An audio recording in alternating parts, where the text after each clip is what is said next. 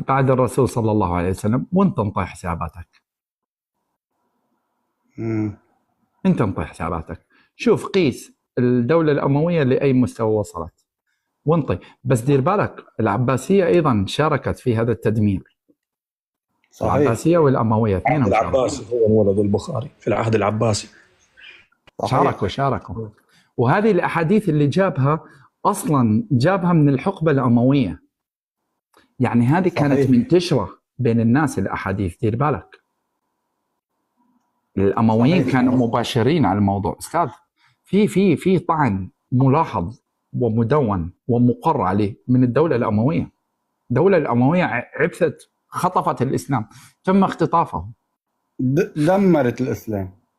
هذه حقيقة. أنا وإنت كسنة أنا الأوان أستاذ الفاضل نحق الحق.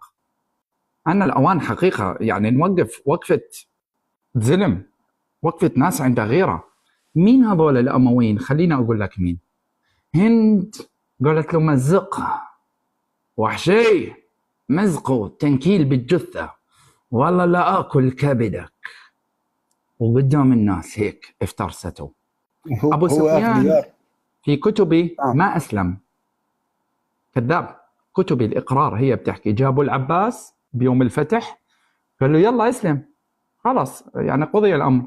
فالرسول صلى الله عليه وسلم قال له أتشهد أنه لا إله إلا الله؟ قال له لا إله إلا الله. هاي بنطيك إياها، أنا عرفت لو آلهتي أغنت عني كان اليوم ما صار اللي صار. قال له تشهد أنه أنا رسول الله؟ قال له أما هذه ففيها بالنفس منها حاجة. العباس قال له ويحك أنت مش شايف قضي الأمر، أنت شو عم بتخربط أنت؟ قال له أسلم.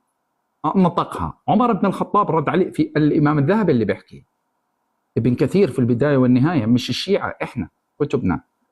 شو قال له عمر؟ قال له والله أنت ما نطقتها إلا هيك. أبو بكر قال له اسكت خليه خلاص إحنا ما إلنا غير الظاهر وأنت شايف فيه مصلحة عامة. ما أسلم.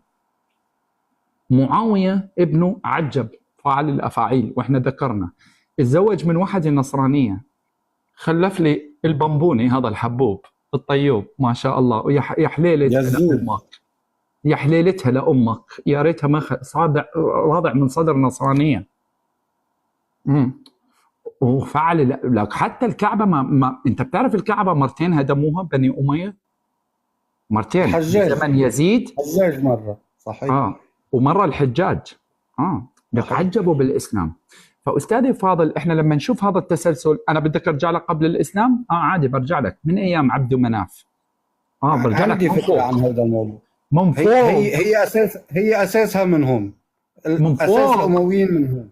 صحيح. قال له ياها ابن بني مخزوم، قال له احفظ عن هذا عن خالك يا ابن حنتمة، لقد تساوينا وإياهم حتى فأصبحنا كفرسين رهان، قالوا منا نبي يأتيه الوحي من السماء، فمتى سوف ندرك هذا؟ متى؟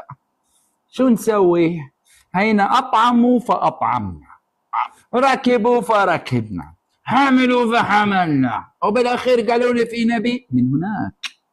عتبة أشقى القوم قال من بعد النبي اعصبوها برأسي وقولوا جبن عتبة وخلوا بينه وبين سائر العرب، فإن ظهروا فهو عزه عزكم، وإن انقلب عليه العرب فكفيتم ما أنتم فيه. قال والله قد سحرك محمد، قال والله لم يسحرني، هذا رأيي فيه فاصنعوا ما شئتم. ولما اجت معركة بدر ابن الحفافة أول واحد طلع بده يتعارك. أنت فهمت درجة الكفر؟ الجحود عبروا مرحلة الجحود، نابز. هذا أبو سفيان قال له إياها، قال له أقصى الربح أو أقل الخسائر. قال له شو بدك؟ قال له بسلم فيك بس انطيني قولة فخر. من دخل بني بيت أبو سفيان فهو آمن. هند أمام الناس قالت له والله قد كذبت، ما قلتها إلا فخرا كي تسقط بيده، فخرا أنت كذاب. مرته شهدت عليه قدام الناس، فقالها اتركيني يا هند وما أنا فيه، فاليوم ليس كالبارحة، وإني لا أتلفت من حولي فأرى أطياف القديم تنبعث لي من كل ركن وطريق، والناس كما كانت عليه، وذاك عتبة وغيره يحمل الدلائل، وبلال وخباب وعمر بن الخطاب سفير قريش والمنافر عنها إذا نافرت، وذاك عمر بن العاص داهيتها، وذاك خالد بن الوليد صاحب قبة قريش، وأنا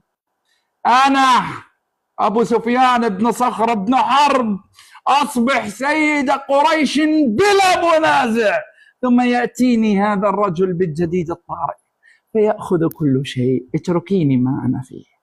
كفر علني. قال لك أنا كافر، أنا غصب عني، هذا أخذ من عنا كل شيء.